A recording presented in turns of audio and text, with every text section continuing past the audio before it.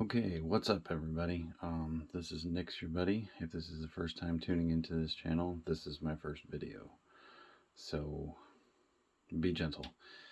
Anyway, this video is all about carburetors. If you're an expert carburetor, you rebuild these on the regular, you may want to turn this video off.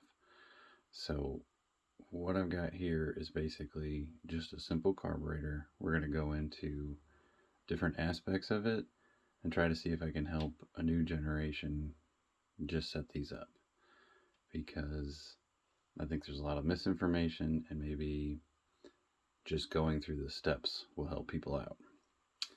So what we have here is just a basic Holley double pumper, mechanical secondary. Now, as you can see from the list that I got over here, if you kind of go through this setup, a lot of times you can get pretty spot on. Timing is underlined 3 times because more than not, when people come to my shop, my garage, to have a carburetor fixed, I can fix most of the problems with timing. You need to have your base timing set and your curve timing set. Sometimes this is hard when you're setting up a carb, but I'm telling you, getting those things right is going to help you through the rest of this process. So as you can see, first we've got floats, and you can see here, this is your float. This is basically more or less just a valve that as you run out of gas, this goes down, it opens the valve, this floats back up, shuts the valve back off. You set it here, and you set it to where it's coming out just at the bottom of this. If you have a newer carburetor that has the sight glass, you want it about halfway on the primary and about 2/3 on the secondary.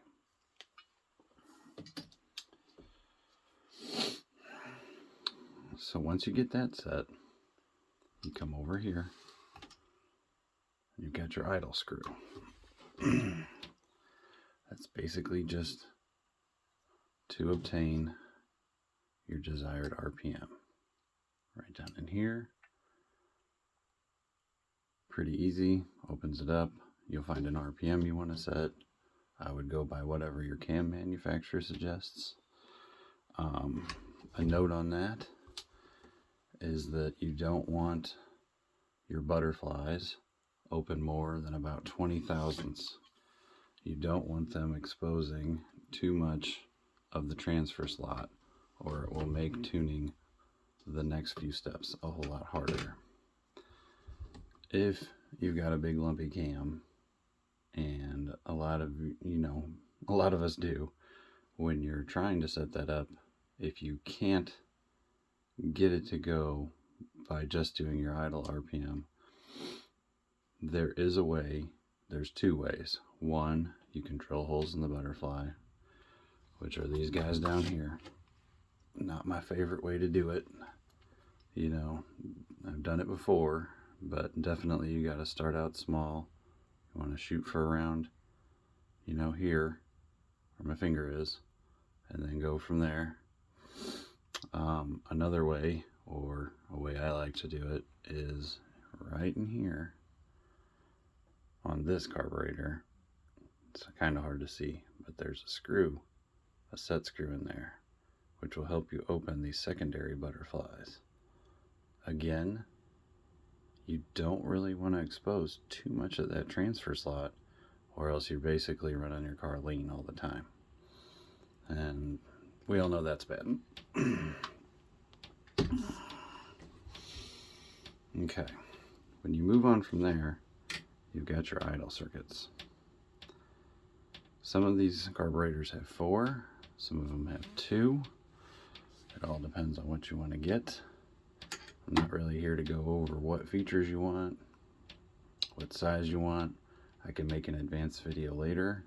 If this one gets good reviews, people like what I'm doing, I will definitely step up and maybe try to do some how-tos, some advanced tuning, my thoughts on what size carburetor to get, on and on. On these, typically you want somewhere between 1 to 1.5 turns all the way out at idle. If you go too much more than that, you might be having trouble, which might take us back to opening the butterflies like I was saying before. Because if you're not getting enough air, or you're trying to turn these down more than that, then there's a problem elsewhere. Also, if you're having trouble setting your idle circuits, you may have a vacuum leak, so you may want to check into that. I will post a video of a friend of mine's YouTube videos about vacuum leaks. Pretty helpful information. So, you get these set, and a very helpful thing with this is to also use a vacuum gauge. And for you guys running vacuum distributors, getting the best idle vacuum out of these here will also help you tune your vacuum diaphragm on your distributor. Personally, I like mechanical distributors, but everybody's got their own thing. So, once we move on from there, idle circuits, squirters. Now these are right here. You got 2 of them. You got your primary and your secondary. These I find are usually not set up correctly. Not always the size, but more or less just the adjustment on when it gets kicked on. And what I'm talking about is right here on this screw. And when your throttle begins to move, you can kind of see that you definitely want this diaphragm starting to open as soon as that's turned. You can kind of hear, maybe, I don't know if my camera's picking it up, but you can kind of hear that little click. Means that diaphragm's being engaged. That, to me, will give you the best squirt right off the line. Helps you get the car out of the hole. That's what everybody wants. The next thing with that is once you get that set up, you can choose a pump cam. This one, as you can see, possibly, currently has a pink. Seems to be about the default go-to on high performance cams. It is set in the #1 position for the longest duration.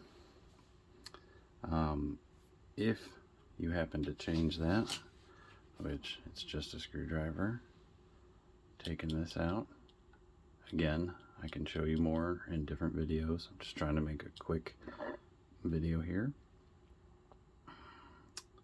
If you change this, primary or secondary, you need to readjust this again. It's kind of good to just have a very, very tiny bit, maybe 10 thousandths in between these two that you can slide in and out. Some people might say more, some people might say less. Basically what I do is once I get it set up, start the car, run it, and as I start to move the throttle, I want to see fuel dribbling out of here, so that as soon as that throttle gets kicked over, I'm getting a full shot into my engine. That's the best. I find that gives you that instant throttle response that everybody's wanting. Everybody seems to enjoy it. The next thing, when you're talking about these pump cams, everything else, is to size these correctly. They come in different sizes from 25 to 38 and higher and higher and higher. Anyway, basically, if you're starting out and the car seems to load up as soon as you hit the gas and then takes off, you've got too much pump shot. If it's kind of the other way, where it just doesn't seem like it's taken off, you don't have enough pump shot. Now, the higher the number, the more pump shot, but the less duration, kind of like a cam. Also, the duration changes with that pump cam. These are things that you're going to have to change. Take the car out for a drive, come back, set them up. The big thing with these, though, is when you're changing them, once you go to a certain size, you need a hollow screw or a different screw to facilitate more fuel going through those. You can find these all like in the Holley parts catalogs and stuff. It's pretty simple, but you can go too big and not provide enough fuel and you'll still have the same problem. So you're kind of going around in circles. Once you get those figured out, your next thing is your jets. So all these things, as you go down the list, feed into the next one. So when you eliminate every number as you go and you're feeding into the next ones, the next item on your list, like your checklist, you know, okay, my idle RPM's good, my idle circuits are good, I've got the best vacuum I've got, I'm getting a good acceleration out of the hole. Now you're driving around in the car and the car seems to either chug or doesn't have any power as you're going. And this is where we get into our jets. You know, jets are fed here. Changing those is pretty easy. Obviously, the bigger the jet, the more jet hole. This is also something that tuning spark plugs will help you with.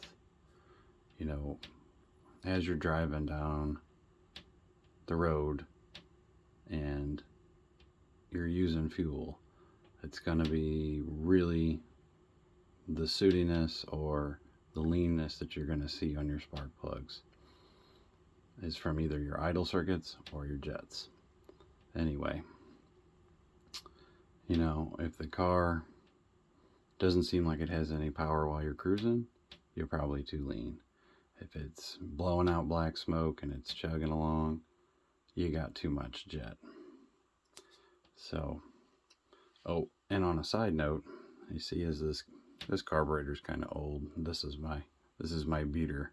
I use this one to test and help to make sure if somebody's got a bad carb or not. And as you'll kind of see, I'm gonna go through this carb and show you it's been kind of hacked to pieces, but I make it work. I've been building carburetors probably since I could drive.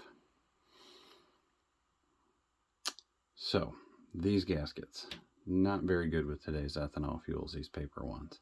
They'll work, but just so you know, as they degrade, they can block these little holes. As you can see, it's kind of starting on these. I'm getting ready to order a set of these nice blue Holley gaskets, but it takes its toll. This ethanol fuel is not the best. I do need to back up for 1 second. I'm sorry. But back to floats. One thing that I needed to mention about floats is it's very dependent on your fuel pump. Mechanical, electrical, whatever you're running, the pressure variation will change how much you have to change the settings on your float. And by doing that is you loosen the screw, adjust it here up or down to get your correct float, and then tighten this back down. Yes, you will have a fuel leak if you're doing this while you're running the car. It's kind of hard to do it without running the car, but it can be done. Anyway, if you change fuel pumps, do know you are gonna have to go back to the floats. You're gonna have to start all over pretty much. Alright, moving on from jets, power valve. This is typically where the power valve would be, but my secondary doesn't have one. Having a power valve is basically when your vacuum drops below the number on the power valve. Power valves go anywhere from, I believe, 2 to 8.5, 10.5, and higher. So once your motor drops below that number, that power valve sends enrichment to the fuel through your emulsion tubes through the carburetor and helps you accelerate. These are just basic terms. Power valve is kind of one of those things where if you've got a big cam, a lot of people go with the smaller one because you're not making any engine vacuum. What I'm going to tell you on the power valve is drive your car around with a vacuum gauge hooked up to it. See where, when you're pushing on the throttle, when it begins to lose its vacuum, and at what point, and where, and what that number is. Once you start figuring that out, you can kind of put the power valve in there. Holly tells you to take your idle vacuum and half it. So if you were making 9 inches of vacuum at idle, you should run a 4.5. Typically it's a good place to start, but it's not the end all be all. Drive around, figure out which one's best. Yes, you'll be taking the carburetor apart a few times, but come on, it's fun. Power valve's done. So now you've got all these things. We move on to the secondaries. And you're basically kind of starting back up here, 4 on the secondaries, because you have your secondary squirter. Now, if you don't have a power valve on your secondary, you will be running 8 to 10 more jet sizes than what you're running on your primary. If you are running a power valve in your secondary, then you pretty much just want to keep them dead even. So whatever you do to the the primary, you want to do to the secondary. And same with the power valve. This one is set up with a very large 50 cc pump for its secondary pump shot. Why? Because when I bought it, it was on there, and that guy liked to boogie.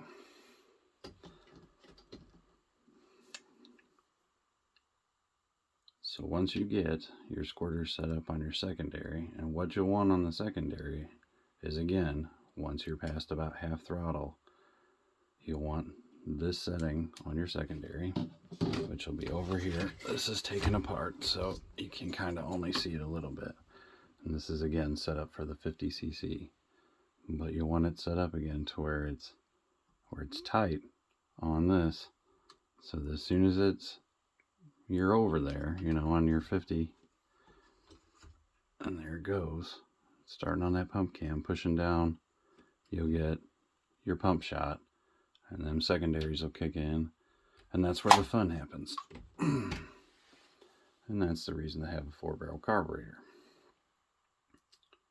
So basically, again, just like you set up your primary pump shot, when you do your secondary pump shot, when you get past that half throttle and you feel that thing, if the car stumbles or if the car loads up and then takes off, you can kind of tell which way to go. Typically, I see a bigger pump shot in the secondaries than I do the primaries, but it's not always the case. A lot of it has to do with cam timing, motor size, transmission, differential, gear size, all that. Anyway, this is about as short as I could probably make a video. One last thing I kind of wanted to go over is when you're buying a carburetor from, say, a swap meet, you come across something like this where somebody's kind of hacked it to pieces, drilled holes in it, put a marine slosh tube in it, done all this stuff. Is it a good deal? Well, this was 25 bucks. Probably another $100 in parts to get it to run. This was on my friend's truck a long time ago. I keep it around. It's a nice prop. I like to show it to people. Butchery is out there. But does it work? Sure. I epoxy these holes. The choke's long gone. Anyway, I'm new to this. I hope you guys liked the video. I hope you found something informative of it. Again, I'm going to post some stuff about carburetors if this video seems to take off, and I will put some links to my friends' YouTube so that you can get some pointers on vacuum leaks and maybe some other car related stuff that you didn't even know you needed. Thanks for watching. It's your buddy Nick.